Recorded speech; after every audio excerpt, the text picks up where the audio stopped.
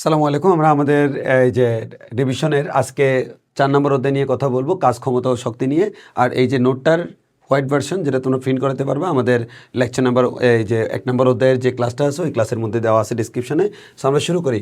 আজকে আমরা পড়াশোনা করবো হচ্ছে চ্যাপ্টার 4 কাজ, ক্ষমতা এবং শক্তি নিয়ে। আমরা এখানে যা যা লিখছি এই জিনিসগুলো আমরা একেবারে ক্লিয়ারলি বুঝিয়ে দিব। সো প্রথমত আসো, আমাদের এখানে বিভিন্ন কারণে আমাদের কাজ হয়। আমাদের পুরো অধ্যায়ের মধ্যে যতগুলো কাজ আছে সবগুলোকে আমরা একসাথে করে ফেলি।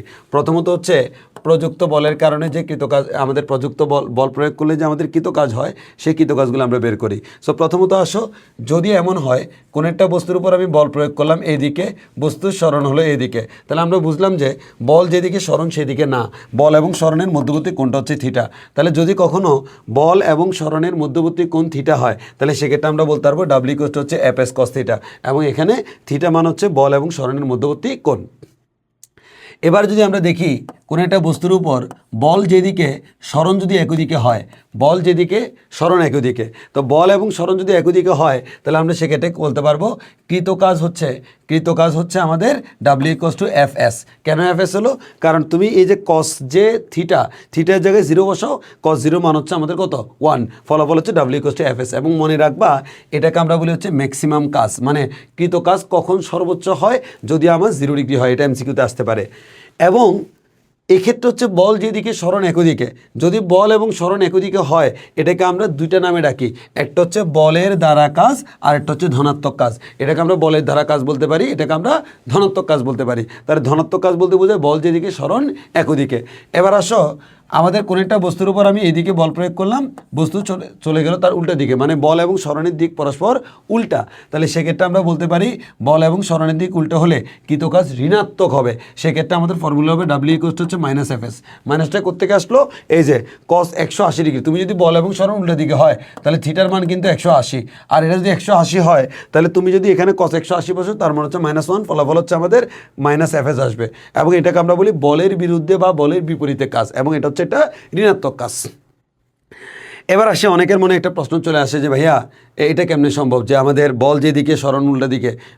খুবই সিম্পলি সম্ভব। আমি তোমাকে বলি, মনে করো আমি আমার হাত দিয়ে কোনো একটা বস্তুকে আমার হাত দিয়ে উপরে তুলছি, তো তোমরা জানো এই বস্তুটার যে একটা ওজন আছে, মানে অভিকর্ষ বল এমজি, সেটা নিচের দিকে কাজ করে। আর আমি এই বস্তুটাকে যদি তুলতে চাই অবশ্যই আমি উপরের দিকে ধাক্কা মারতে হবে, তো আমি সমপরিমাণ উপরের দিকে এক পরিমাণ বল প্রয়োগ করলাম। এখন তাহলে আমি হাত দিয়ে এই বস্তুটাকে আস্তে আস্তে উপরের দিকে নিয়ে যাচ্ছি। তাহলে বলো তো, আমি বস্তুটাকে উপরে নিছি মানে সরণের দিক কোন দিকে? সরণের দিক হচ্ছে উপরের দিকে। আমি বল প্রয়োগ করেছি কোন দিকে? উপরের দিকে। অভিকর্ষ বল কোন দিকে? নিচের দিকে। এখন যদি আমি তোমাকে বলি আমি যে বল প্রয়োগ করলাম প্রযুক্ত বলের জন্য কৃতকাজ, তাহলে বলো প্রযুক্ত বল যেদিকে সরণও কি একই দিকে, প্রযুক্ত বল এবং সরণ যেহেতু একই দিকে এর মানে কৃতকাজ হচ্ছে ধনাত্মক। আর যদি এমন হয় প্রযুক্ত বল যেদিকে সরণ তার উল্টো দিকে, যেমন এখানে দেখো আমি যদি বলি অভিকর্ষ বলের জন্য কৃতকাজ কত, এখানে অভিকর্ষ বল নিচের দিকে কিন্তু বস্তুর সরণ উপর দিকে, তাহলে অভিকর্ষ বলের জন্য কৃতকাজ হচ্ছে ঋণাত্মক। কথা কি বোঝা গেছে কিনা? তাহলে এই প্রযুক্ত বলের জন্য কৃতকাজ হচ্ছে ধনাত্মক, তাহলে এটার জন্য হবে এফ এস। অভিকর্ষ বলের জন্য কৃতকাজ হচ্ছে ঋণাত্মক, এর জন্য হবে হচ্ছে minus M G into S. তাহলে আমরা মাথায় রাখবো সবসময় আমি কোন বলের জন্য কাজ বের করছি, আমি যেই বলের জন্য কাজ বের করছি ওই বলের জন্য আমরা যদি কৃতকাজ বের করতে চাই সেক্ষেত্রে মাথায় রাখতে হবে বল যেদিকে সরণ যদি একই দিকে হয় তাহলে কৃতকাজ ধনাত্মক, উল্টা দিক হলে কৃতকাজ ঋণাত্মক। এবার আসি, এটা গেল বল প্রয়োগের কারণে। এবার আসো স্প্রিংয়ের ক্ষেত্রে কি হয়। তোমাদের একটা বিশাল অংশ আছে হচ্ছে স্প্রিং। প্রযুক্ত বল আমাদের স্প্রিংয়ের ক্ষেত্রে সংকোচন প্রসারণের যে কৃতকাজ, সেই কৃতকাজের ক্ষেত্রে আমরা বলতে পারি যে স্প্রিংয়ের ক্ষেত্রে কৃতকাজ হচ্ছে W equals to half F X যদি আমার প্রযুক্ত বল দেওয়া থাকে। আর স্প্রিংয়ের ক্ষেত্রে কৃতকাজ W equals to half K X square যদি স্প্রিং ধ্রুবক দেওয়া থাকে। এখানে একটা গুরুত্বপূর্ণ কথা বলে রাখি, অনেকে এই জায়গায় ভুল করবে, সেটা হচ্ছে আমরা জানি কৃতকাজ মানে হচ্ছে বল ইন্টু সরণ, কিন্তু স্প্রিংয়ের ক্ষেত্রে কৃতকাজ মানে কিন্তু বল ইন্টু সরণ না। স্প্রিংয়ের ক্ষেত্রে কৃতকাজ মানে হচ্ছে বল ইন্টু সরণ ইন্টু অর্ধেক। এখন অনেকে একটা প্রশ্ন করে বসে ভাইয়া এটা কেন হয়, আমি একটু করে হালকা ব্যাখ্যা করি। আমরা জানি ডাব্লিউ ইকুয়ালস টু হচ্ছে বল ইন্টু সরণ, তবে এখানে একটা কন্ডিশন আছে। কন্ডিশনটা হচ্ছে এই বলটা হচ্ছে একটা ধ্রুব মানের বল, নির্দিষ্ট মানের বল। তাহলে ডাব্লিউ ইকুয়াল টু হচ্ছে বল ইন্টু সরণ, সেই বলটা হচ্ছে আমাদের একটা ধ্রুবমানের বল। কিন্তু আমাদের স্প্রিংয়ের ক্ষেত্রে তুমি যখন স্প্রিংয়ে কোনো একটা বস্তুকে ঝুলাবা সেখানে বলের মান ধ্রুবক হয় না। আমি স্প্রিংয়ে যদি বলি একটা স্প্রিংয়ে আমি 10 নিউটন বল প্রয়োগ করলাম, এর মানে হচ্ছে শুরুতে ছিল 0 নিউটন, তার থেকে এটা আস্তে আস্তে 10 নিউটন হয়েছে এবং আস্তে আস্তে স্প্রিংটা লম্বা হয়েছে। কারণ আমরা জানি স্প্রিংয়ের একটা F is proportional to x, যে আমি 0 থেকে 10 পর্যন্ত গেছি, 0 থেকে 10 যাইতে যাইতে এক্সের মান আস্তে আস্তে বাড়তে বাড়তে এতটুকু হলো। তাহলে আমার 0 থেকে 10 পর্যন্ত আমি বল প্রয়োগ করলাম, তাহলে শুরুতে ছিল 0, এরপর একটু বাড়লো, এরপর একটু বাড়লো, এরপর একটু বাড়লো, এভাবে 10। তাহলে তুমি বলো স্প্রিংয়ের ক্ষেত্রে কি বলের মানটা কি ধ্রুবক? অবশ্যই ধ্রুবক না। কিন্তু আমি যদি বলি একটা বস্তুকে আমি 10 নিউটন বলে ঠেলে ঠেলে এখানে নিয়ে যাচ্ছি, এর মানে আমি নির্দিষ্ট পরিমাণ বল প্রয়োগ করে নিয়ে যাচ্ছি, তাহলে এখানে বলের মান ধ্রুবক। কিন্তু এখানে বলের মান ধ্রুবক না। তাহলে বলের মান ধ্রুবক না হলে তখন তোমাকে যে কাজটা করতে হবে, এটাকে আমি কিভাবে ধ্রুবক চিন্তা করতে পারি। মনে রাখবো, যেটা ধ্রুবক না তাকে যদি আমি চিন্তা করি, ধরে নিলাম এটা ধ্রুবক, তাহলে সেক্ষেত্রে ওই মানটা নিতে হবে গড মান, তার একটা অ্যাভারেজ ভ্যালু হিসাব করে সেটাকে ধ্রুবক হিসেবে কাউন্ট করতে পারি। ওই কারণে এখানে আমাদের এফ এর গড মানটা দিতে হবে। তো স্প্রিংয়ের ক্ষেত্রে গড মানটা আমরা কেমনে বের করি? ভেরি সিম্পল, গড মানে শুরু প্লাস শেষ ডিভাইড বাই 2। তাহলে ওই কারণে এখানে হচ্ছে আমাদের একটা এফ বাই 2 আসলো ইন্টু এক্স। ওই কারণে আমরা বলি স্প্রিংয়ের ক্ষেত্রে half into F of x. তো তোমরা একটু খুব ভালো করে লক্ষ্য রাখবা, নর্মালি কৃতকাজ মান হচ্ছে বল ইন্টু সরণ যদি একই দিকে হয়, স্প্রিংয়ের ক্ষেত্রে কৃতকাজ মান কিন্তু হাফ ইন্টু বল ইন্টু সরণ। আর এদিকে তো আমাদের কৃতকাজের আরেকটা ফর্মুলা আছে, W equal to half K x square. তাহলে প্রযুক্ত বল দেওয়া থাকলে ডিরেক্ট এটা বের করা যায়, অন্য ক্ষেত্রে আমরা এটা ব্যবহার করতে পারি। এবার আসা হচ্ছে আমাদের স্প্রিং ধ্রুবক, যেটা এই স্প্রিং ধ্রুবকটা পরীক্ষায় মাঝে মধ্যে দেওয়া থাকে, মাঝে মধ্যে দেওয়া থাকে না। স্প্রিং ধ্রুবক বের করতে বললে কেমনে বের করব? স্প্রিং ধ্রুবক কে সমান আমরা বলতে পারি এফ বাই এক্স, কারণ আমরা জানি এফ ইকুয়াল টু হচ্ছে কে এক্স। তাহলে কে সমান কি বলা যাবে বলো তো? F by X. এখন এই যে কে সমান আমি এফ বাই এক্স বললাম, এই এফ মানে হচ্ছে আমাদের বল, এক্স মানে হচ্ছে আমাদের সরণ। এখন এই এফ এবং এক্স যদি দেওয়া থাকে, তুমি এফকে এক্স দ্বারা ভাগ করলে কে এর মান পেয়ে যাবা, যাকে আমরা বলছি কি স্প্রিং ধ্রুবক। এবার আসো, যদি কখনো এরকম বলা হয়, তোমাকে পরীক্ষা এরকম বলে যে একটা স্প্রিংয়ের মধ্যে আমরা 2 কেজি ভর ঝুলালাম, একটা স্প্রিংয়ের মধ্যে আমরা 2 কেজি ভর ঝুলালাম, একটা স্প্রিংয়ের মধ্যে যদি আমরা 2 কেজি ভর ঝুলাই, তাহলে আমাদের ওই স্প্রিংটা আমাদের নিচের দিকে নামে। আর নিচের দিকে নামে কার কারণে? এমজি এর কারণে বা ওজনের কারণে। তাহলে এক্ষেত্রে আমরা বলতে পারি প্রযুক্ত বল এফ ইকুয়াল টু হচ্ছে এমজি। তো আমরা নিশ্চয়ই জানি K equal to F by X, তাহলে এফ মান হচ্ছে এমজি ডিভাইড বাই এক্স। এবার তুমি ক্যালকুলেশন করলে কে এর মানটা পেয়ে যাবা। সো তোমরা মাথায় রাখবা যে আমাদের কে এর মান আমরা অনেকভাবে বের করতে পারি। এবার আসি স্প্রিংয়ের একটা বিভ্রান্তিটা কি ভাইয়া? এফ ইকুয়াল টু কখনো লেখে কে এক্স, কখনো লেখে মাইনাস কে এক্স, তাহলে পার্থক্যটা কোন জায়গায়? আসলে সত্যিকার তো তোমরা যদি কোনো একটা স্প্রিংকে কখনো টেনে থাকো, তুমি দেখবা একটা স্প্রিংকে যখন আমি টানতেছি, স্প্রিং বিপরীত দিক থেকে আমাকেও টানতেছে, যার কারণে এই বল আর এই বল ক্যান্সেল হয়ে যায়। তাহলে স্প্রিংকে আমি টানতেছি, স্প্রিংও আমাকে টানতেছে। একটু ভালো করে বুঝিও, স্প্রিংকে আমি টানতেছি, স্প্রিংও আমাকে টানতেছে। তাহলে আমি যে বলে স্প্রিংকে টানবো, স্প্রিং বিপরীত দিক থেকে সেই বলে আমাকে টানবে। আমি 10 নিউটন বল প্রয়োগ করলে স্প্রিংও 10 নিউটন বল প্রয়োগ করবে। এই বলটাকে বলা হয় স্প্রিংয়ের প্রত্যয়নী বল, তা অথবা স্থিতিস্থাপক বল। তাহলে আমাদের এই প্রযুক্ত বল এবং প্রত্যয়নী বল পরস্পর কি বিপরীত। তো নর্মালি আসলে সাধারণ কেসে যেটা হয়, সাধারণ কেস বলেছি, এক্সেপশনাল কেস আছে এখানে। সাধারণ কেস হচ্ছে আমরা স্প্রিংকে যদি এইদিকে বল প্রয়োগ করি, স্প্রিং এইদিকে যাবে, এর মানে প্রযুক্ত বল যেদিকে সরণ সেদিকে।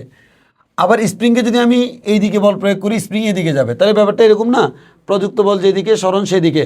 ওই কারণে আমাদের এখানে এফ ইকুয়াল টু কে এক্স হয় যখন এখানে আমাদের এফ হচ্ছে আমাদের প্রযুক্ত বল। কিন্তু তুমি যেদিকে বল প্রয়োগ করলা, দেখো বস্তুটা কিন্তু সেই দিকে যাচ্ছে এবং বস্তুটা তোমার বলের দিকে যাচ্ছে, কিন্তু একই সময়ে বস্তুটা কিন্তু প্রত্যয়নী বলের বিপরীতে যাচ্ছে। এর মানে প্রত্যয়নী বল আর সরণ পরস্পর বিপরীত, আর প্রযুক্ত বল এবং সরণ পরস্পর একই। তো দিক একই হওয়ার কারণে এখানে প্লাস চিহ্ন, আর এখানে মাইনাস দ্বারা বোঝাচ্ছে এফ এবং এক্সের ডিরেকশন পরস্পর কেমন? উল্টা। তাহলে আমরা এখান থেকে বলতে পারি যে আমাদের স্প্রিংয়ের ক্ষেত্রে তুমি দুইটাই ইউজ করতে পারবে। ম্যাথ করার সময় মাইনাস ইউজ না করলে চলবে। প্রযুক্ত এই বল আর এই বল তো সমান, অতএব ম্যাথ করার সময় কোনো অসুবিধা নেই। তবে আমাদের প্লাস এবং মাইনাসের কাহিনিটা আমরা বললাম। আচ্ছা, ভালো কথা। এবার আমরা আসি ভাইয়া, স্প্রিংকে বিভক্ত করলে কি হয় সেটা নিয়ে মাঝে মাঝে প্রশ্ন আসে। তো আমরা স্প্রিংকে বিভক্ত করলে স্প্রিং ধ্রুবকের কী পরিবর্তন হয় সেটা নিয়ে আমরা একটু করে কথা বলবো। সো নর্মালি আমরা জানি কে সমান হচ্ছে এফ বাই এক্স, এখান থেকে বলতে পারি কে হচ্ছে এক্সের সমানুপাতিক। ঠিক সেম একটা রিলেশন আছে, সেটা হচ্ছে এল এর সাথে স্প্রিংয়ের দৈর্ঘ্য। স্প্রিংয়ের দৈর্ঘ্যের সাথে কে এর সম্পর্ক হচ্ছে ব্যস্তানুপাতিক, K is proportional to 1/L, এর মানে স্প্রিংয়ের ধ্রুবক এল এর ব্যস্তানুপাতিক। তাহলে এলকে তুমি দ্বিগুণ করলে কে অর্ধেক হবে, এলকে 3 গুণ করলে কে 1/3 হবে, এলকে অর্ধেক করলে কে 3 দ্বিগুণ হবে, এলকে 1/3 করলে কে 3 গুণ হবে। এর মানে এটা আর এটা পরস্পর উল্টা। তাহলে ভেরি সিম্পল, যে স্প্রিংকে কেটে সমান যদি আমি n ভাগ করি তাহলে স্প্রিং ধ্রুবক 1/n হবে।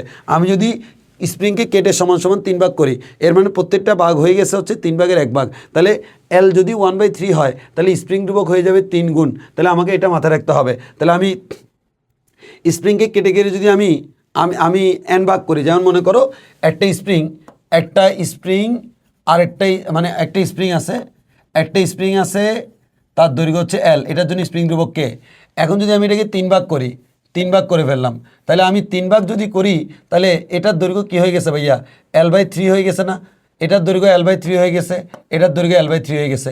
তাহলে আমার দৈর্ঘ্য যেহেতু 3 ভাগের 1 ভাগ হয়ে গেছে, তাহলে আমরা বলতে পারবো দৈর্ঘ্য যেহেতু 3 ভাগের 1 ভাগ হয়ে গেছে তাহলে স্প্রিং ধ্রুবক কী হয়ে যাবে, 3 গুণ হয়ে যাবে। তাহলে আমরা এখান থেকে বলতে পারি স্প্রিং ধ্রুবক হবে দৈর্ঘ্য যেহেতু আগের 3 ভাগের 1 ভাগ, স্প্রিং ধ্রুবক হচ্ছে 3 গুণ।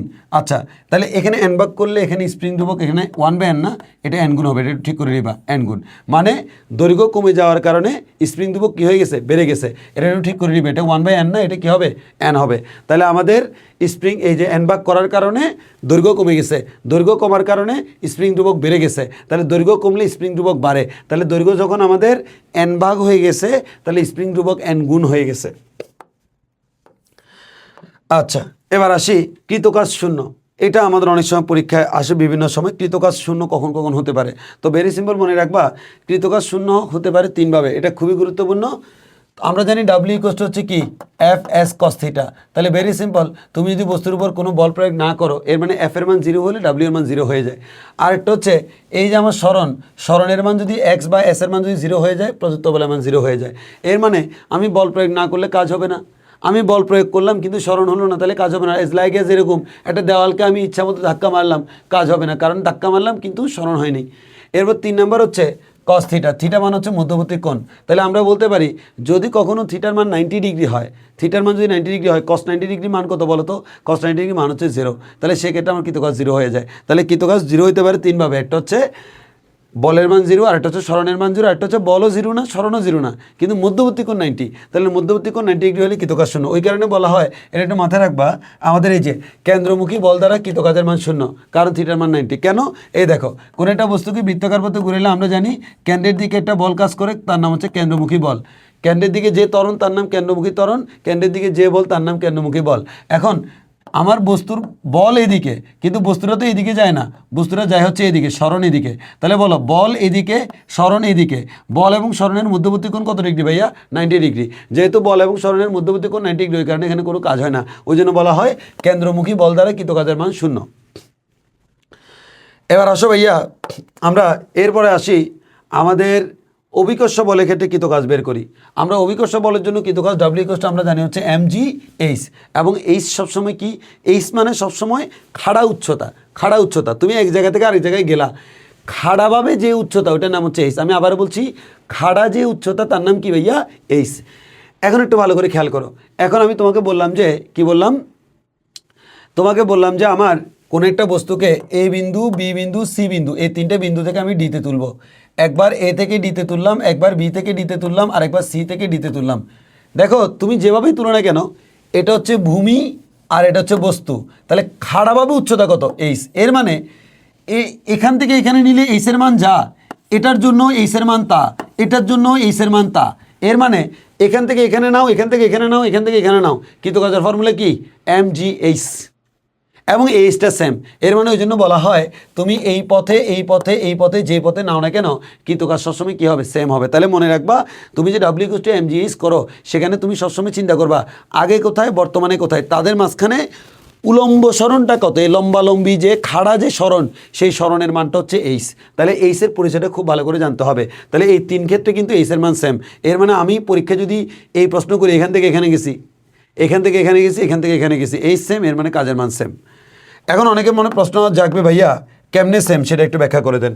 সো আসো আমরা একটা আনত তলের একটা ব্যাখ্যা দিই তোমাদেরকে, সবাই একটু খেয়াল করো।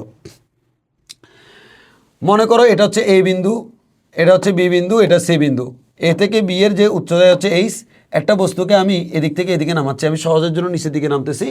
এখন এম্বরের বস্তুটার ভর মনে করো এম, এম্বরের বস্তুটা এই তল বরাবর এখানে নামতেছে, এই অতিক্রান্ত দূরত্বটার নাম হচ্ছে এস। আর এখান থেকে এখানে নামার কারণে উচ্চতার যে পরিবর্তন সেটার নাম হচ্ছে এইচ। আর এইদিকে সে যে নামবে, এইদিকে তার যে ওজন, সেই ওজনের নাম হচ্ছে আমাদের এমজি। আর এই মধ্যবর্তী কোণের নামটাকে আমি দিলাম হচ্ছে কি থিটা। তাহলে এখন যদি আমি কৃতকাজ বের করতে চাই, কৃতকাজ আমরা কি জানি, W equal to F S cos theta. এখানে বল হচ্ছে নিচের দিকে এমজি, সরণ হচ্ছে এইদিকে এস। দেখো ওজন এইদিকে কিন্তু বস্তু যাচ্ছে এইদিকে, তাহলে বল এইদিকে এমজি, সরণ এইদিকে এস, মধ্যবর্তী কোণ হচ্ছে থিটা। তাহলে W equal to F S cos theta. এখন আমি যদি এখান থেকে তোমাকে চিন্তা করি কস থিটার ফর্মুলা করি, এই ত্রিভুজের মধ্যে চিন্তা করো, এটা যদি থিটা হয়, এটা যদি থিটা হয়, তো আমরা জানি কি কস থিটা মানে কি ভূমি বাই অতিভুজ। তাহলে এটা থিটা হলে থিটার সাথে যেটা আছে এটা হচ্ছে ভূমি, আর এটা হচ্ছে আমাদের অতিভুজ। তাহলে ভূমি হচ্ছে এইচ, অতিভুজ হচ্ছে এস। তাহলে আমি এখান থেকে বলতে পারি যে কস থিটা মানে হচ্ছে এবি ডিভাইড বাই এসি মানে হচ্ছে H by S. S S কাটাকাটি, তাহলে আমি কি পাচ্ছি এফ এইচ। তাহলে আমাদের এখান থেকে পাইলাম হচ্ছে এফ এইচ। আবার তোমরা বলি না ফা, তাহলে এফ এইচ, এই যে আমার এফ, এই এফ পার হচ্ছে আমাদের এমজি, তাহলে এমজি ইন্টু এইচ। খেয়াল করো আমাদের কৃতকাজ কিন্তু এমজি এইচই হলো। এর মানে তাহলে এবার তোমাদের মনে প্রশ্ন চলে আসে, ভাই তাহলে আমরা পরীক্ষায় কৃতকাজ কীভাবে বের করব? Very simple. দেখো পরীক্ষায় যদি তোমাকে এই তল বরাবর বলের মান, এই তল বরাবর সরণের মান দেওয়া থাকে, তাহলে এই বল আর সরণকে গুণ করলে কাজ শেষ। আর যদি তোমাকে নর্মালি এইচের মান দেওয়া থাকে, তখন তুমি বিভিন্নভাবে করতে পারবে, এভাবে ভেঙেও করতে পারবে, ডাইরেক্ট এমজিএইচ দিয়ে করতে পারবা। এবার একটু খেয়াল করে দেখি, এখন আসি। তাহলে আমাদের এখানে বলা হচ্ছে ডব্লিউ নির্ণয়ে যার দ্বারা কৃত কাজ ওই বল ও সরণ একই দিকে হলে কাজ ধনাত্মক এবং বিপরীত দিকে হলে কাজ ঋণাত্মক। তাহলে খেয়াল করো আমি ডব্লিউ নির্ণয় করব, এই ডব্লিউ নির্ণয় করার জন্য এই যে বল এবং সরণ একই দিকে হলে কাজ কী হয়েছিল? ধনাত্মক, একটু আগে বলেছিলাম। আর বিপরীত দিকে হলে তখন কী হবে? ঋণাত্মক। তো ওই কারণে আমরা নিজ দায়িত্বে দিব, যেমন মনে করো ডাব্লিউ ইকুয়াল টু এমজিএইচ পড়ি, এখানে প্লাস হইতে পারে মাইনাস হইতে পারে। এটা কিসের উপর ডিপেন্ড করে? এটা ডিপেন্ড করে হচ্ছে আমাদের এই যে আমি এটা কি বলের দিকে পাইলাম নাকি সরণটা বলের বিপরীত দিকে পাইলাম, এটার উপর ডিপেন্ড করে আমি পরিবর্তন করতে পারি। তো আমরা একটু খেয়াল করে দেখি এখানে আমাদের তাহলে যে জিনিসটা বললাম সেটা হচ্ছে তুমি দেখবা আগে কাজের মান কি ধনাত্মক নাকি ঋণাত্মক। কাজের মান যদি ধনাত্মক হয় ওকে, ঋণাত্মক হলে নিজ দায়িত্বে সূত্রের মধ্যে একটা মাইনাস দিবা। যেমন এমজিএইচ এর ডাব্লিউ ইকুয়াল টু আমরা এমজিএইচ জানি, যদি কোথাও কাজ ঋণাত্মক তুমি বুঝে গেছো তাহলে নিজ দায়িত্বে একটা মাইনাস দিবা। স্প্রিংয়ের সূত্র জানো হাফ কে এক্স স্কয়ার, বুঝে গেছো কাজের মান ঋণাত্মক, নিজ দায়িত্বে একটা মাইনাস দিবা। আচ্ছা ভালো কথা। এবার আসা হচ্ছে সরল দোলকের ক্ষেত্রে কৃত কাজ। এই সরল দোলকের ক্ষেত্রে কৃত কাজটা আমি এখান থেকে বুঝাবো, তবে তার আগে আমি নিজে তোমাকে এখান থেকে একবার দেখাইনি, তোমরা একটু এটা দেখো, এরপর আমরা আলোচনা করব। খেয়াল করো আমাদের কোনটা সরল দোলকের ক্ষেত্রে কী হয় একটু বিস্তারিত খেয়াল করো। মনে করো আমাদের এখান থেকে এই যে সরল দোলকের ঝুলন্ত বস্তুটার নাম হচ্ছে আমরা জানি হচ্ছে কি বব। এখন একটু খেয়াল করে দেখো, এই যে আমার এখানে বস্তু আছে, আমি এখান থেকে এই বস্তুটাকে এখানে তুললাম, অথবা এখান থেকে বস্তুটাকে ছেড়ে দিলে বস্তুটা এখানে এসে পড়লো, তাহলে সেক্ষেত্রে আমরা কি বলতে পারি? ভেরি সিম্পল, মনে রাখবা এই বিন্দু থেকে এই বিন্দু পর্যন্ত এই দুইটা বিন্দুর যে টোটাল যে পার্থক্য এটাকে আমরা বলতে পারি এইচ। এইচ মানে আমরা একটু আগে বলেছিলাম উলম্ব সরণটার নাম কি? এইচ। এখন একটু ভালো করে খেয়াল করো, তাহলে তোমাকে আমি পরীক্ষায় বলবো এখান থেকে এই ববটাকে এখানে তুলতে কি পরিমাণ কাজ করতে হবে। তাহলে তোমার জন্য সূত্র কি ভাইয়া? তুমি বলো ভাইয়া ডাব্লিউ ইকুয়াল টু হচ্ছে এমজিএইচ। ওকে ফাইন, মাশাআল্লাহ, শেষ। এখন ভাইয়া এইচের যে মানটা এটা পরীক্ষা দেওয়া থাকবে না। অ্যান্ড পরীক্ষায় যদি এইচের মান দেওয়া না থাকে তাহলে আমি কীভাবে বের করবো বা কার মান দেওয়া থাকবে? পরীক্ষায় ম্যাথ দুইভাবে থাকতে পারে। সো আমি একটা দেখাই। প্রথম যে ম্যাথটা সেটা থাকতে পারে কীরকম, তোমাকে যে জিনিসটা করবে সেটা হচ্ছে এই জিনিসটা দেওয়া থাকবে, এটাকে আমরা বলি এল। এল মানে হচ্ছে সুতার দৈর্ঘ্য, এই সুতার দৈর্ঘ্য এলটা দেওয়া থাকবে। আবার ববের বর্ত এমনিতে দেওয়া থাকবে, আবার দেওয়া থাকবে হচ্ছে এই থিটার মানটা দেওয়া থাকবে। তাহলে প্রশ্নটা কীরকম করবে? বলবে যে কোনটা সরল দোলকের সুতার দৈর্ঘ্য হচ্ছে মনে করো 10 সেন্টিমিটার। এরপর বললো যে ববটিকে 30 ডিগ্রি কোণে টেনে আমি ছেড়ে দিলাম। তাহলে এই ববটিকে আমি কত ডিগ্রি কোণে টেনে ছেড়ে দিলাম তাকে আমরা বললাম থিটা। এই থিটাকে অনেক সময় বলা হয় কৌণিক বিস্তার। কি বলা হয়? কৌণিক বিস্তার। তো যদি তোমাকে থিটা এভাবে না বলে যদি বলে কৌণিক বিস্তার 30 ডিগ্রি, তাহলে তুমি বুঝে নিবে থিটা মান 30 ডিগ্রি।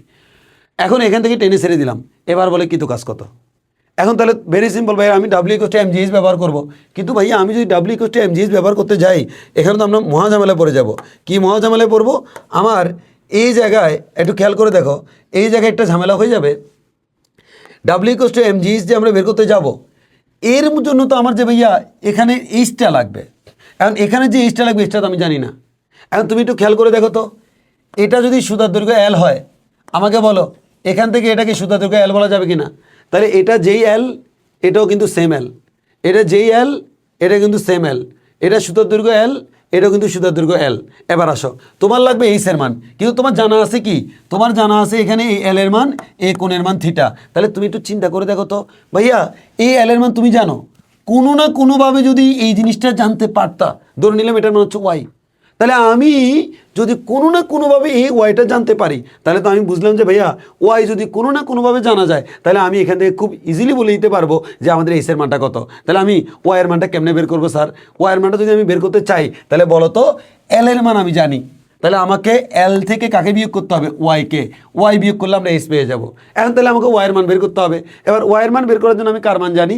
এল এর মান জানি, থিটার মান জানি। এবার তুমি ওয়াইয়ের মান, এল এর মান, থিটার মানের মধ্যে রিলেশন করো। তাহলে তোমরাই বলো, উপরে একটা সমকোণী ত্রিভুজ তৈরি হচ্ছে না? অবশ্যই তৈরি হচ্ছে। এই সমকোণী ত্রিভুজে এই কোণটা যদি থিটা হয়, এটা অতিভুজ, এটা হচ্ছে ভূমি। ভূমি আর অতিভুজের সম্পর্ক কার? কস। তাহলে আমরা কস থিটা সমান বলতে পারি ভূমি ডিভাইড বাই অতিভুজ। এখানে ভূমি হচ্ছে ওয়াই, অতিভুজ হচ্ছে এল, তাহলে ওয়াই সমান কি বলা যায়? এল কস থিটা। থিটার মান তুমি জানো, এল এর মান তুমি জানো, এল এর মান তুমি জানো, ওয়াই পেয়ে গেছো। আরে বাবা, ওয়াই যদি তুমি পেয়ে যাও, তাহলে তো তোমার এইচও শেষ। এইচ সমান হচ্ছে এল মাইনাস ওয়াই। এল থেকে তুমি ওয়াইটাকে বিয়োগ করলে কি পেয়ে যাবা? এইচ পেয়ে যাবা। তাহলে আমি এল যেটা, এল থেকে ওয়াইটাকে বিয়োগ করব, তাহলে আমি যার মান পেয়ে যাবো, তার নাম হচ্ছে কি ভাইয়া? এইচ। Okay fine. তাহলে আমরা এইচের মান হচ্ছে ওই এল জানি, ওয়াই জানি, শেষ। এটা গেল হচ্ছে প্রথম। 2 নম্বর কনসেপ্টটা একটু দেখো।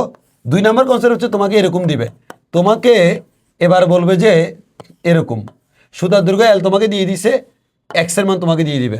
মানে এরকম কোন একটা সরল দোলকের ববকে আনুভূমিকভাবে 5 সেন্টিমিটার টেনে ছেড়ে দিলাম, আনুভূমিকভাবে আমি 5 সেন্টিমিটার টানছি, এর মান হচ্ছে, এটার মান হচ্ছে 5। তাহলে এই এক্সের মানটা আমাকে দিয়ে দিল। এবার তোমাকে বললো যে ডাব্লিউ সমান কত, তো তুমি লিখলা ডাব্লিউ কষ্ট ভাইয়া এমজিএস, কিন্তু ঝামেলা একটা এইচ জানি না। তাহলে আমরা বলতে পারি এটা এল, তাহলে এটা হচ্ছে আমাদের এইচ, আর এইচ বের করতে গেলে আমার ওয়াইয়ের মান লাগবে। এবার তুমি নিজে চিন্তা করো, ওয়াই বের করবে এই ত্রিভুজ থেকে, এই ত্রিভুজের মধ্যে তোমার এল এর মান, এক্সের মান জানো, ওয়াই লাগবে। তাহলে এল এক্স আর ওয়াইয়ের মধ্যে রিলেশন কি বলো তো? আমরা বলতে পারি অতিভুজ স্কয়ার সমান হচ্ছে লম্ব স্কয়ার প্লাস ভূমি স্কয়ার। তাহলে এখান থেকে তুমি বলো তোমার কার মান লাগবে? ওয়াইয়ের মান। তাহলে ওয়াই স্কয়ার সমান হচ্ছে এল স্কয়ার মাইনাস এক্স স্কয়ার। তাহলে ওয়াই সমান রুট ওভার এল স্কয়ার মাইনাস এক্স স্কয়ার। এল এর মান তুমি জানো, এক্স এর মান তুমি জানো, ক্যালকুলেশন করলে ওয়াইয়ের মান বের করতে পারবা না? অবশ্যই পারবা। তাহলে এটা গেলে হচ্ছে ওয়াইয়ের মান বের করার কনসেপ্ট। তাহলে আমি পাইলাম ওয়াইয়ের মান। এবার ওয়াই, এল আর ওয়াই, এক্স যেহেতু জানি, ওয়াই পেয়ে গেলাম। ওয়াই পেয়ে গেলে এল থেকে ওয়াই বিয়োগ করলে আমরা কি পেয়ে যাবো? এইচ পেয়ে যাবো। এইচ পেয়ে গেলে ডাব্লিউ ইকুয়াল টু এমজিএস, কাজ শেষ। তাহলে আমরা এই জিনিসটাই এখানে আমরা খুব সুন্দর করে ব্যাখ্যা করে দিয়েছি সংক্ষেপে। তো আমি এবার তোমাকে এখান থেকে তাহলে বুঝাই দিই ভাইয়া, একটু খেয়াল করো এখানে আমরা আসলে কি বলতে চাইছি। তো আমরা এখানে যে জিনিসটা বলতে চাইছি, যেটা বলতে চাইছি সেটা একটু খেয়াল করো। প্রথমত হচ্ছে এটা এ বিন্দু, এটা বি বিন্দু, তাহলে এই দুইটা বিন্দুর উচ্চতাটার নাম হচ্ছে আমাদের এইচ। আর এম বলতে আমরা বুঝাচ্ছি ববের ভর, আর এ থেকে ববকে যদি আমি বিতে নিয়ে যাই, তাহলে কৃতকাজের ফর্মুলা হচ্ছে W equal to MG H. এবার তোমার পরীক্ষায় ম্যাথ 1 1 নম্বর ম্যাথে এল এর মান এবং থিটার মান দেওয়া থাকবে। এল এর মান এবং থিটার মান দেওয়া আছে, তাহলে আমার এখানে কার মান বের করতে হবে? এইচ এর মান। তো এইচ এর মান বের করার জন্য কার মান লাগবে? ওয়াইয়ের মান। ওয়াইয়ের মান বের করার জন্য আমি কি নিলাম? ত্রিভুজ নিলাম। এই ত্রিভুজ থেকে নিলাম কস থিটা সমান হচ্ছে এই যে ভূমি বাহু ত্রিভুজ, এখান থেকে ওয়াই বের করলাম। ওয়াইয়ের মান বের করার পর এইচ এর মান বের করবো, এল থেকে ওয়াই বিয়োগ করলে এইচ পেয়ে যাবো। এইচ পেয়ে গেলে W equal to MG H, শেষ। সেম এখানে আমাদের এখানে এল এর মান দেওয়া আছে, এক্স এর মান দেওয়া আছে, এইচ এর মান বের করব, তার জন্য ওয়াই লাগবে। ওয়াইয়ের মান বের করার জন্য এই ত্রিভুজ থেকে ফিথাগোরাস অ্যাপ্লাই করলাম, ওয়াই বের করলাম, ওয়াইয়ের মান থেকে এইচ বের করলাম, এইচ থেকে হচ্ছে ডাব্লিউ ইকুয়াল টু এমজিএস, কাজ শেষ। তাহলে আমাদের এখানে এই জিনিসটা আমরা খুব সহজে এখানে লিখে দিয়েছি, তোমরা একবার পড়ে নিলে বুঝতে পারবা। এটা হচ্ছে সরলদোলক সংক্রান্ত ম্যাথ যদি আসে, একবারে এতটুকুর মধ্যে তোমার মিলে যাবে। এবার আসো, তোমাকে আর একটা গুরুত্বপূর্ণ কথা বলেছে, সেটা হচ্ছে কি ভাইয়া? তোমাকে বলেছে ঘর্ষণ বলের জন্য কৃতকাজ সবসময় কি? ঋণাত্মক। ঘর্ষণ বল দ্বারা, ঘর্ষণ যে বল থাকবে, এই ঘর্ষণ বল দ্বারা কৃতকাজের মান সবসময় কী হবে ভাইয়া? ঋণাত্মক হবে। ঘর্ষণ বল দ্বারা কৃতকাজ কখনো ধনাত্মক হয় না। কেন? কারণ স্বাভাবিক ব্যাপার, আমি যেদিকে বল প্রয়োগ করব, বস্তু যেদিকে যেতে চাইবে, ঘর্ষণ বল নিশ্চয়ই তার বিপরীতে কাজ করবে। তাহলে ঘর্ষণ বল যেহেতু গতির বিপরীতে কাজ করে, তাহলে সেক্ষেত্রে ঘর্ষণ বল সবসময় কী হবে ভাইয়া বলো তো? বল যেদিকে সরণ উল্টা দিকে, ওই কারণে ঘর্ষণ বল যেদিকে, বস্তু ওই দিকে যায় না। বস্তু কিন্তু ঘর্ষণ বলের দিকে যায় না, তার উল্টা দিকে যায়। ওই কারণে ঘর্ষণ বলের জন্য কিন্তু সবসময় কী হবে?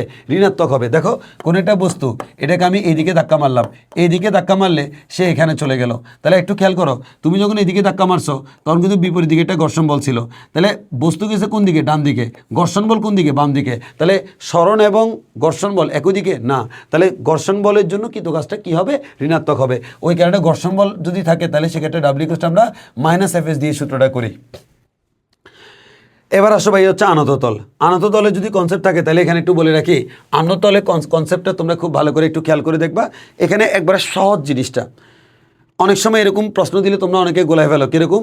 আমরা বললাম যে একটা 30 ডিগ্রি কোণে আনত তল, এখান থেকে হচ্ছে আমার এখানে একটা বস্তু আছে, এই বস্তুটাকে এখান থেকে ছেড়ে দিলাম। এবার বললাম যে 5 সেকেন্ড পর তার বেগ কত, অথবা এতটুকু দূরত্ব অতিক্রম করতে কত সময় লাগবে। মানে মোট কথা হচ্ছে আমাদের যত ধরনের হচ্ছে তোমার গতির মেদ থাকতে পারে সব মেদ এখানে দে। তো দিলে আমরা আসলে পরীক্ষায় ভুল করে ফেলি, তো অনেক কঠিন মনে করি। একবারে সহজ জিনিস আমি তোমাকে শিখিয়ে দিই, কোনো কথা নাই। তুমি জাস্ট মনে রাখবা, কোনো একটা বস্তু যদি এই কোণটা যদি থিটা হয়, তাহলে কোনো একটা বস্তু যদি এই তলে থাকে, এই তল বরাবর যে ত্বরণটা কাজ করে সেই ত্বরণের নাম হচ্ছে A সমান G sin থিটা, একেবারে ডাইরেক্ট মুখস্থ। তাহলে আমাদের জাস্ট কি করব? A সমান G sin থিটা ধরে আমরা ম্যাথ করব। মানে তাহলে আমাকে আনত তলের একটা ম্যাথ দিল, গতির ম্যাথ, মানে 2 নম্বর অধ্যায় গতির যে ম্যাথ সেটা আনত তল দিয়ে দিল। তাহলে আমাদের গতির ম্যাথ আমরা করব, এই গতির ম্যাথ A সমান আমরা G sin থিটা দিয়ে করব। আচ্ছা দিয়ে দিছে। আচ্ছা একটা মিনিট আমরা একটু হালকা ইয়ে করে নিই, ইত্যাদি টাইম হয়ে গেছে তো। আচ্ছা আমরা ক্লাসটা শেষ করে নিই, তারপর বাকিটা করবো। আমি একটু হালকা গ্যাপ নিচ্ছি।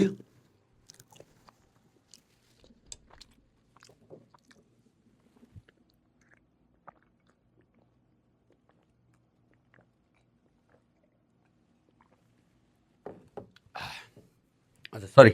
আচ্ছা আমরা এটা কন্টিনিউ করি।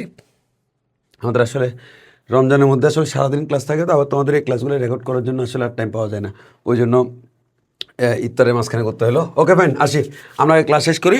তাহলে এখান থেকে আমরা যে জিনিসটা পাইলাম, কোনো একটা বস্তু যদি আনত তলে থাকে, আনত তলে তার যে ত্বরণের মানটা, সেই ত্বরণের মানটা আমরা কী হিসাব করবো? এই সমান আমরা G sin থিটা হিসাব করবো। তাহলে ত্বরণের মান হবে সবসময় G sin থিটা। এবার তুমি G sin থিটা দিয়ে তুমি ক্যালকুলেশন করবা। তাহলে কেমনে ক্যালকুলেশন করো? Very simple. পরীক্ষা আমি তোমাকে থিটা দিয়ে দিছি, তাহলে তুমি প্রথমেই বের করো, আমরা জানি A সমান G sin থিটা, শেষ। ত্বরণ জানো না? এবার গতির যত সূত্র আছে, B সমান U plus AT, B square সমান U স্কয়ার প্লাস 2AS, সব জায়গায় তুমি কি করবা? A এর জায়গায় এই মানটা বসাবা। তাহলে তোমার গতির সব ম্যাথ শেষ, তুমি আরামসে বলতে পারবা। যেমন মনে করো তোমাকে আমি বললাম আর কি, বললাম যে এখান থেকে কোনো একটা বস্তুকে ছেড়ে দিলাম, এবার বললাম যে বস্তুটা এই জায়গায় যাইতে সময় লাগছে হচ্ছে মনে করো 5 সেকেন্ড, টি এর মান 5 সেকেন্ড। এবার আমি বললাম যে এখানকার এস এর মান কত। তাহলে তুমি দেখো আদিবেগের মান জানো, সময়ের মান জানো, এস এর মান বের করবা। তাহলে তুমি এস এর মান কেমনে বের করবা? এস সমান হচ্ছে ইউটি প্লাস হাফ এটি স্কোয়ার, কারণ তুমি টি এর মান জানো, আদিবেগ জানো। এখন তুমি আমারে বলো এই জায়গায় তুমি সব করতে পারবা, খালি এর মান জানো না। কারণ বস্তুটা কিন্তু মুক্তভাবে নিচের দিকে যদি পড়ে, তাহলে এর জায়গায় জি বস্তু, মুক্তভাবে নিচের দিকে পড়ে না। তাহলে তোমার মুখস্থ, তুমি এর জায়গায় কি লিখবা? এর জায়গায় লিখবা হচ্ছে G sin theta. G sin থিটার মান যা পাবা তা বসে ম্যাথ করবো, আনসার শেষ। তাহলে আশা করি এটা নিয়ে কোনো অসুবিধা হবে না। এবার আমরা আসি, তাহলে আমরা এবার আসি হচ্ছে, হ্যাঁ ভালো কথা। এবার এটা তো গেলে হচ্ছে কোনো একটা আনত তলে নর্মালি ত্বরণ। এবার আমরা দেখি একটা আনত তলে যদি ঘর্ষণ থাকে তাহলে সেক্ষেত্রে ত্বরণ কত হবে। সো তোমাকে একটু সহজে বলে দিই, কোনো একটা বস্তু যদি আমাদের এই তলে থাকে, এই বস্তুর ওজন নিচের দিকে কাজ করে হচ্ছে আমাদের mg।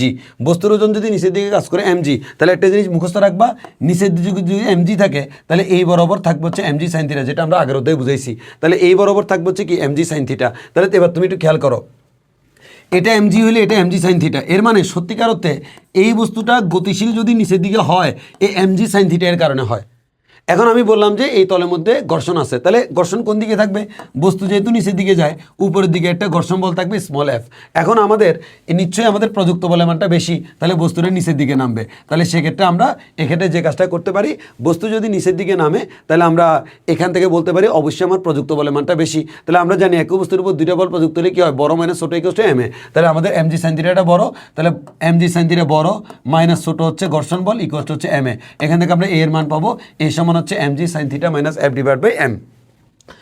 এবার আসা হচ্ছে ভাই এর পরের প্রশ্নে যাই, গতিশক্তি বিভব শক্তি। আমরা জানি গতিশক্তি হাফ এম বি স্কোয়ার, এটাকে আমরা পি স্কোয়ার বাই 2m দিয়েও আমরা করতে পারি। তারপর হচ্ছে বিভব শক্তি আমরা জানি mgh।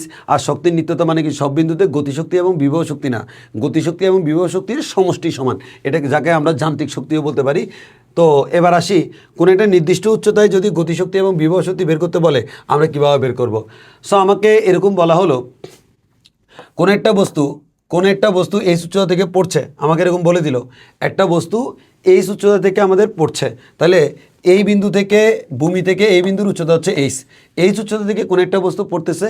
এখন বলা হচ্ছে ভূমি থেকে কত উচ্চতায় ভূমি থেকে নির্দিষ্ট উচ্চতায় গতিশক্তি এবং বিভব শক্তি নির্ণয় করো।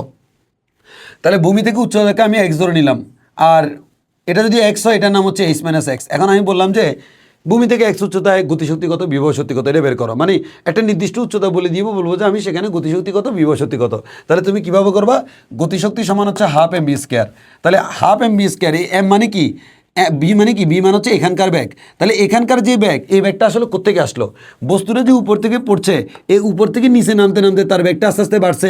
এখন উপর থেকে তার যে ব্যাগটা ছিল হচ্ছে আদি ব্যাগের মান 0, এখন উপর থেকে নিচে নামতে নামতে তার এখানে যে ব্যাগটা হয়েছে সেটা হচ্ছে বি। তাহলে আমরা বলতে পারি বি স্কোয়ার সমান U square plus 2g H. H বলতে কি বোঝাচ্ছি, অতিক্রান্ত দূরত্ব। এখন এখান থেকে এখানে আসছে মান হচ্ছে কি, অতিক্রান্ত দূরত্ব এইচ মাইনাস এক্স। তাহলে আমরা এইচ মাইনাস এক্স বলতে পারি, আদি ব্যাগের মান 0, এরপর আমরা 0 বাদ দিলে 2 কাটাকাটি mg into H minus x পাবো। আর বিভব শক্তি ডাইরেক্ট করা যায় mg ইন্টু এক্স, মানে ভূমি থেকে কতটুকু উচ্চতায় আছে এটা হচ্ছে এক্স। এখন আমরা রিটেন আসলে এভাবে করবো, কিন্তু এমসিকিউর জন্য আমরা মুখস্থ রাখবো। কীভাবে মুখস্থ রাখবো, এমসিকিউর জন্য বিভব শক্তি মানে হচ্ছে mg ইন্টু ভূমি থেকে যত উপরে, এটা আমরা এমনিতে জানি, ভূমি থেকে উচ্চতা হচ্ছে আমাদের, এখানে বসাই দিব।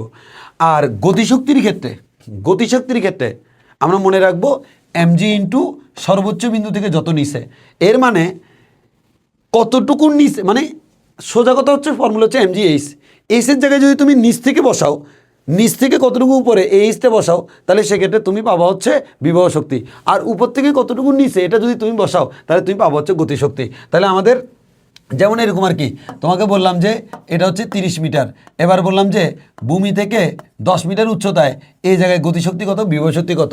তাহলে এটা 10 এটা 20, তাহলে আমি যদি বলি বিভব শক্তি, তাহলে এটা হবে mg ইন্টু 10, আর আমি যদি বলি গতিশক্তি, এটা হবে mg ইন্টু 20। তবে কথা হচ্ছে এই শর্টকাটটা তুমি শুধুমাত্র এমসিকিউতে অ্যাপ্লাই করতে পারবা, রিটেনে তোমাকে এভাবে ভেঙে ভেঙে করতে হবে। এবার তোমাদের এই ধরনের কিছু ম্যাথ আছে, ভূমি থেকে কত উচ্চতায় গতিশক্তি বিভব শক্তির n গুণ, আর বিভব শক্তি গতিশক্তির n গুণ, এই ধরনের ম্যাথ যদি তোমাকে করে, তাহলে ভেরি সিম্পল, তুমি যেটা বলবে সেটা ধরে করে ফেলবা। যেমন তোমাকে বললো ভূমি থেকে কত উচ্চতায় গতিশক্তি বিভব শক্তির n গুণ, অথবা বিভব শক্তি গতিশক্তি এর n গুণ যদি বলে, তাহলে তুমি যেটা বলবে সেটা লিখে ফেলবা। যেমন তোমাকে বললো গতিশক্তি বিভব শক্তি এর 3 গুণ, এবার তুমি চিত্র আঁকার পর গতিশক্তির জায়গায় গতিশক্তি, বিভব শক্তির জায়গায় গতিশক্তির মান বসে ক্যালকুলেশন করে এক্সের মান বের করে ফেলবা। এটা হচ্ছে লিখিত পরীক্ষার ম্যাথ। কিন্তু আমাদের যদি এমসিকিউ পরীক্ষা আসে, এত কিছু করার দরকার নাই। এমসিকিউ পরীক্ষা মনে রাখবা, গতিশক্তি বিভব শক্তি এর n গুণ যদি বলে, তাহলে সূত্র হচ্ছে x ইকুয়ালস টু h/n+1। আর যদি বিভব শক্তি গতিশক্তি এর n গুণ বলে, সূত্র হচ্ছে nh/n+1। লাইক এরকম আমি তোমাকে বলি, আমি বললাম যে কোনো একটা বস্তুকে 30 মিটার উচ্চতা থেকে ফেলে দিলাম, এবার বললাম ভূমি থেকে কত উচ্চতায় বস্তুটির গতিশক্তি বিভব শক্তি এর দ্বিগুণ, সেটা আমি বের করতে চাই। তাহলে তোমাকে পুরো ম্যাথ করা লাগবে না, তুমি ডাইরেক্ট বলবা ভূমি থেকে x উচ্চতায়, x এর মান কত, h/n+1। h মানে কত, টোটাল উচ্চতা 30, n মান হচ্ছে কত, দ্বিগুণ বলেছে 2, 2 + 1, এর মান হচ্ছে 10 মিটার, আনসার শেষ। যদি আমি বলি না, আমি বললাম যে ভূমি থেকে কত উচ্চতায় বিভব শক্তি গতিশক্তি এর দ্বিগুণ, তাহলে সেক্ষেত্রে কী হবে, ভেরি সিম্পল, উল্টা, বিভব শক্তি গতিশক্তির দ্বিগুণ, তাহলে সেক্ষেত্রে ফর্মুলা হবে nh/n+1। n মান হচ্ছে 2, h মান হচ্ছে আমাদের 30, n+1 মানে 2 + 1, এর মানে এখান থেকে পাবো 20 মিটার। তাহলে এটা হচ্ছে যদি ভূমি থেকে কত উচ্চতায় গতিশক্তি বিভব শক্তির n গুণ বা বিভব শক্তি গতিশক্তির n গুণ বলে, আমরা এই স্টাইলে করতে পারবো। এবার আসি হচ্ছে আমাদের এরপরের কনসেপ্টে যাই। এখন আসি আমাদের এখানে বলা হচ্ছে কোনো স্প্রিংকে, একটু ভালো করে খেয়াল করো, আমাদের অনেক সময় এরকম বলে একটি স্প্রিং আমার কাছে আছে, তো কোনো একটা বস্তু গিয়ে স্প্রিংটাকে আঘাত করছে, তো স্প্রিংকে যদি বি বেগে আঘাত করে, তাহলে বলো তো বি বেগে আঘাত করতে কী পরিমাণ শক্তি খরচ হয়, হাফ mv²। ওই শক্তির কারণে স্প্রিংটা সংকুচিত হয়েছে কতটুকু, এক্স পরিমাণ। স্প্রিং এক্স পরিমাণ শক্তি সংকুচিত হলে তার মধ্যে কৃত কাজ কত, w = হাফ kx²। তাহলে আমরা বলতে পারি বি বেগে যদি এম্বরের বস্তু কোনো স্প্রিংকে আঘাত করে, তাহলে আমরা বলতে পারি হাফ mv² সমান হচ্ছে হাফ kx²। আর যদি উল্টা হয়, যে স্প্রিং এখানে আছে, উপর থেকে বস্তুটা নিচে পড়ে গেল, তাহলে উপর থেকে এই উচ্চতা থেকে যদি কোনো একটা বস্তু পড়ে, তাহলে ওই এই উচ্চতা থেকে পড়ন্ত বস্তুর ক্ষেত্রে আমাদের কতটুকু পরিমাণ শক্তি জমা থাকে, mgh পরিমাণ, সেক্ষেত্রে আমরা mgh সমান হাফ কে এক্স স্কোয়ার বলতে পারবো।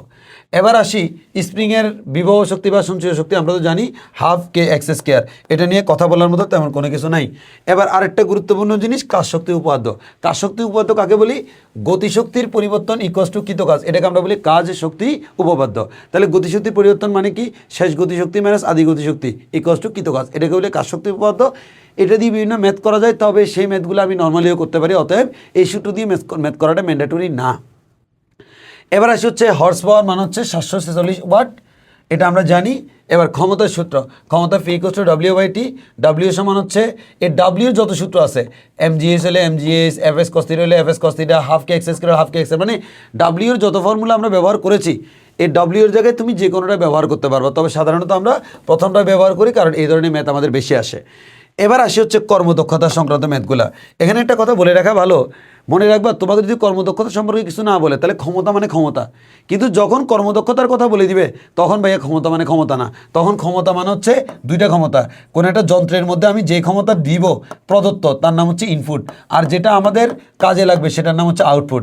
এর মানে আমি যে পরিমাণ ক্ষমতা দিব তার কিছুটা সে কাজে লাগাবে, যেটা কাজ মনে করো আমি 100 দিলাম, সে কাজে লাগাইলো 80, তাহলে বাকি 20 কই গেল, ওই বাকিগুলো হচ্ছে আমাদের লস হয়ে গেছে। এখান থেকে আমরা কর্মদক্ষতা বের করতে পারি কিভাবে? কর্মদক্ষতা মানে সবসময় মনে রাখবা output divide by input. Out মানে কি? যেটা কাজে লাগে, ইনপুট মানে যেটা আমি দিলাম, আর আউটটা আমরা আবার বের করতে পারি কিভাবে? যেমন মনে করো এটা হচ্ছে 20, এই 20টা, তাহলে আমি যদি বলি এটা হচ্ছে 80, এই যে আউটটা হচ্ছে আমাদের 80, এই 80 সমানকে আমরা বলতে পারি 100 মাইনাস 20। এর মানে ইনপুট থেকে লসটাকে বিয়োগ করলে আমরা এটা পাই, তাহলে আমাদের আউটের জায়গায় চাইলে ইনপুট মাইনাস লস দিতে পারি। তাহলে আমি এখানে চাইলে এভাবে লিখতে পারি 1 minus E loss divide by E in. পরীক্ষায় যে ফর্মুলা লাগে সেটা করতে পারবা, সিমিলারলি ফি দিয়ে তুমি করতে পারবা। তাহলে এটা গেলে হচ্ছে আমাদের প্রাথমিক কথাবার্তা কর্মদক্ষতার। এবার আসো একটু ভালোভাবে খেয়াল করো, আরও কিছু কথা আমাকে মাথায় রাখতে হবে। সেটা হচ্ছে কর্মদক্ষতাকে আমি সাধারণত শতকরায় প্রকাশ করি, তাহলে আমরা ইটা সমান বলতে পারি P out divide by P in into 100%, এটা হচ্ছে শতকরা। আর আমি যদি ইন্টু 100% না দিই, তাহলে ইটা মানে হচ্ছে দশমিকে।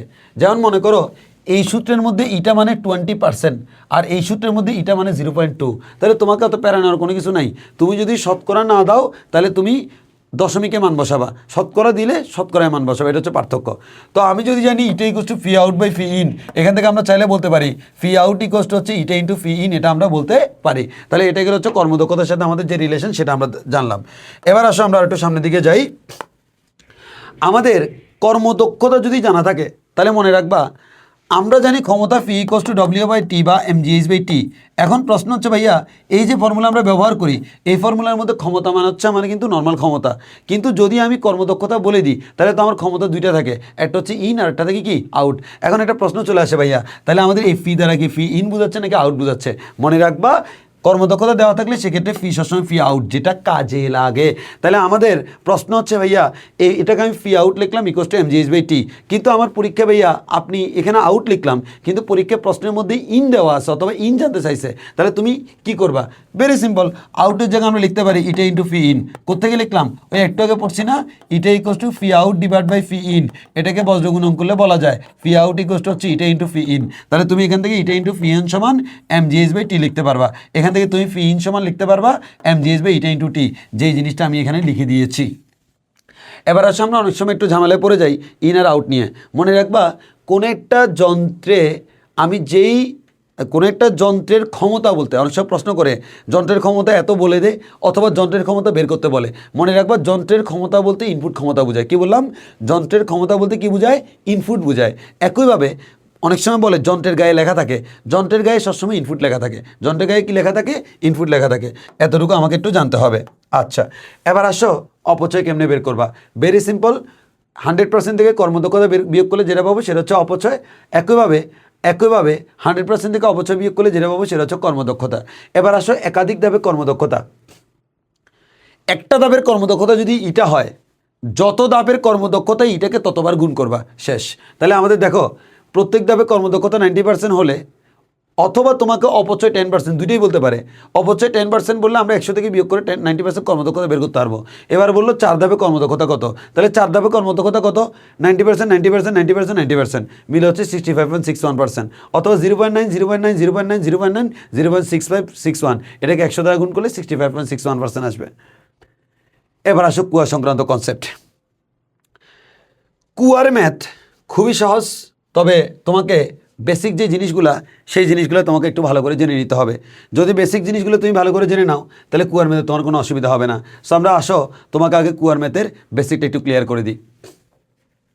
কুয়ার ম্যাথে আমরা জানি ক্ষমতা P equals to W divide by T, অথবা আমরা জানি সময় T equals to W divide by ফি।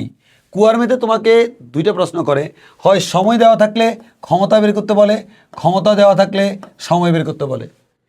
এখন যেখান থেকে যেটা বের করতে বলে সেই জিনিসটা আমরা বের করতে পারবো।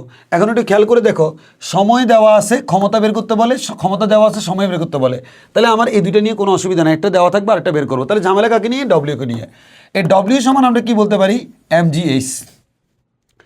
এখন যে আমরা ডব্লিউ সমান mgh বলি, এখন প্রশ্ন চলে আসে ভাইয়া এখানে এইচ মানে কি, এখানে এইচ মানে কিন্তু সরণ না, এইচ মানে হচ্ছে গড় উচ্চতা বা গড় সরণ, এটা হচ্ছে গড় উচ্চতা। এখন প্রশ্ন হচ্ছে ভাইয়া গড় উচ্চতাটা কীভাবে বের করে। তো আমি তোমাকে টেকনিক শিখিয়ে দিই। গড় উচ্চতার জন্য তুমি ফর্মুলা মাথায় রাখবা, এইচ সমান আদি খালি প্লাস শেষ খালি ডিভাইড বাই 2। এটার মিনিং আমি বুঝে দিচ্ছি, আগে একটু মুখস্থ রাখো। এই সমান আদি খালি প্লাস শেষ খালি ডিভাইড 2 মনে রাখবে, এটা খাতায় লেখা যাবে না, খাতায় এরপর টাইলা লিখবা। এই দিস লাইন ইজ ফর খাতা, পরের লাইন ইজ ফর মাথা, sorry this line is for মাথা, পরের লাইন ইজ ফর খাতা। তাহলে আমার এই লাইনটা মাথায় রাখবা, পরের লাইনটা খাতায় লিখবা। অ্যান্ড আদি খালি প্লাস শেষ খালি ডিভাইড বাই 2 বলতে আমরা কি বুঝাচ্ছি, আসলে সত্যিকার অর্থে এটা দ্বারা আমরা বুঝাচ্ছি শুরুতে কতটুকু খালি, লাস্টে কতটুকু খালি, দুইটাকে যোগ করে 2 দ্বারা ভাগ। যেমন আমি বললাম একটা কুয়া পানি দ্বারা পূর্ণ, এবার আমি বললাম যে এই কুয়াটাকে আমি সম্পূর্ণ খালি করে ফেলবো, কুয়ার গভীরতা হচ্ছে 20 মিটার। এবার আমি যদি বলি কুয়াটাকে সম্পূর্ণ খালি করে ফেলবো, এবার আমি বলি এইচের মান কত, তাহলে বলো এইচ মানে কি আদি খালি। বলো তো শুরুতে কুয়াটা কেমন, পানিপূর্ণ, পানিপূর্ণ মানে কুয়ার মধ্যে কোনো পানি নেই, তাহলে বলো আমাদের কুয়ার মধ্যে পানি নেই মানে সরি কুয়ার পানিপূর্ণ মানে কুয়া সম্পূর্ণ পানি দ্বারা পূর্ণ, কোনো খালি অংশ নাই, তাহলে শুরুতে খালি কত 0, প্লাস শেষে খালি, শেষে যদি খালি বলি শেষে তো আমি পুরোটাই খালি করছি, এর মানে 20 মিটার পুরোটাই খালি, 0 + 20 ডিভাইড বাই 2, এর মানে 10 মিটার, এটা হচ্ছে এইচের মান। এখন যদি এবার তোমাকে আমি বলি না, আমি বললাম যে কুয়াটাকে আমি অর্ধেক খালি করছি, যদি আমি বলি এই কুয়াটাকে আমি অর্ধেক খালি করছি, তাহলে কি হবে, তাহলে ভেরি সিম্পল, শুরুতে কোনো খালি নেই, আদি খালি হচ্ছে 0, প্লাস শেষে আমি তো অলরেডি অর্ধেক খালি করছি, তাহলে খালি আছে কতটুকু, অর্ধেক। এই যতটুকু খালি আছে তাহলে আমাদের 20-এর মধ্যে 10 খালি, তাহলে আমরা বলতে পারবো 10 ডিভাইড বাই 2, তাহলে 5 মিটার, এটা হচ্ছে এইচের মান। এবার যদি আমি বলি কোনো একটা কুয়া শুরুতে মনে করো 5 মিটার খালি, লাস্টে মনে করো কুয়াটা 10 মিটার খালি, তাহলে আমরা বলতে পারবো আদি খালি 5, শেষ খালি 10 ডিভাইড বাই 2। মানে তুমি জাস্ট এটাই হিসেব করবা, শুরুতে কত খালি, শেষে কত খালি, এই দুইটা খালিকে যোগ করে 2 দ্বারা ভাগ করে দিবা, এটা হচ্ছে আমাদের এইচের মান। এটা হচ্ছে কুয়ার ম্যাথে এইচ বের করার নিয়ম। আচ্ছা, সব ম্যাথ মিলে যাবে। তাহলে আমরা আবার আসি, ডব্লিউ ইকুয়ালস টু mgh এর মধ্যে এইচ যখন বের করতে যাব, এইচ বের করতে গেলে আমাদের এইচ সমান আদি খালি প্লাস শেষ খালি ডিভাইড বাই 2। ভালো কথা, এখন আমাদের এইচ নিয়ে আর কোনো প্যারা নাই, আমাদের প্যারা হচ্ছে এম নিয়ে। প্রশ্ন হচ্ছে ভাই এম মানে কি, এম মানে কি ভর, কার ভর, পানির ভর। কোন পানির ভর, কুয়ার পানি না, এটা হচ্ছে অপসারিত পানির ভর বা অপসারিত তরলের ভর।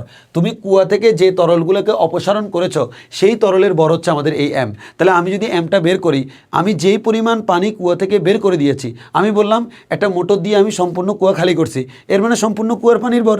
আমি মোটর দিয়ে কুয়ার অর্ধেক পানি খালি করছি, তাহলে অর্ধেকের ভর, যতটুকু খালি করেছো ততটুকু ভর। তাহলে আমরা বলতে পারি এম এর মান কেমনে বের করব, এম এর মান বের করার জন্য সূত্র হচ্ছে এম সমান রো ভি। মনে রাখবা আজ রবিবার, তাহলে রো ভি, তাহলে আমাদের এই রো মান হচ্ছে পানির ঘনত্ব, ভি মান হচ্ছে আয়তন। এই আয়তনটা কার আয়তন, সেম ওই যতটুকু পানি অপসারণ করেছি সে অপসারিত পানির আয়তন।